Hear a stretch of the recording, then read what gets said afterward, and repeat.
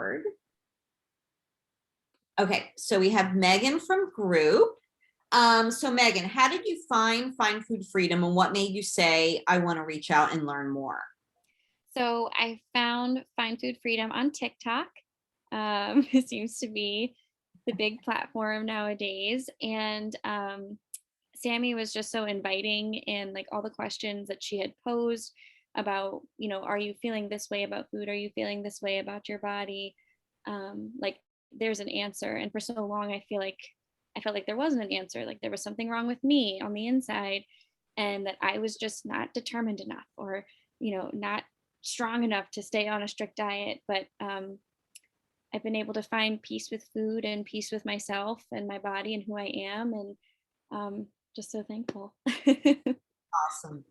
Okay, so how has your relationship with food changed throughout the process? Or even like explain what we just talked about, like maybe it's not all just about food that's kind of changed in your life. So as far as food changing in my life, it would be I obsessed over food before I took this course. I obsessed over who was watching me and what I was putting on my food, and if they were judging how much I was eating.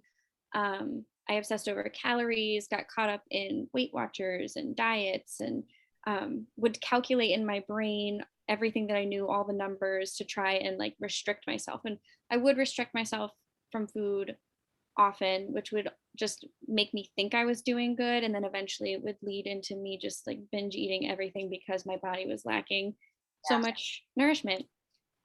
So as far as how that's changed is now food has become kind of just how I give my body energy, and whatever I'm hungry for, I eat and I don't think about it. It's just a way to give me the energy to get through my day. And then also just not even about the food, but also just learning more about who I am as a person and what I'm capable of, and how I need to respect myself, respect my body, and also make sure that the people around me are also respecting me and my boundaries, so that I am not as much pleasing other people, but pleasing myself. Yeah. I think that was huge. And I think a lot of people think it's just about the food, and it is so much more. So much more. So what was your biggest takeaway or aha moment from our work together in group?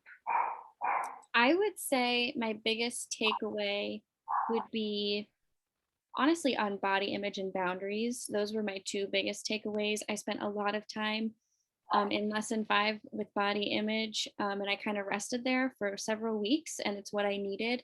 And learning that I have to love myself now, because if I don't love myself now, I'm not going to love myself in the other stages of my life. And so I'm kind of wasting my life away Mhm. by focusing so much on like being in a smaller body, being in a smaller body. It's like I'm missing out on all of the positive and wonderful things that are happening around me because I'm just so focused on that body image. And so that was like a huge thing for me, that you know regardless of size, like you can always go out and buy other clothes. Give yourself a shopping spree, and just respect yourself, like being in that neutral place of I don't have to extremely love my body, you know, but that I'm not at that -10 where it's like I loathe who I am. Like I can be that neutral 0 where it's like I respect my body and what it does for me, and and that helps me respect it and love my body. I love that.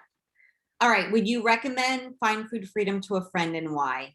Oh my gosh, I would recommend Find Food Freedom to a friend for sure. Anybody who's struggling with food, or even struggling with what confidence is or what health looks like, this course has given me much more than just peace with food.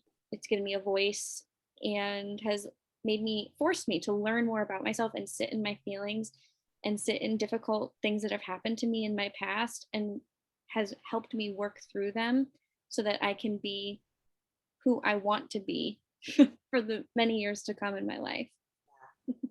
Love that. Thank you.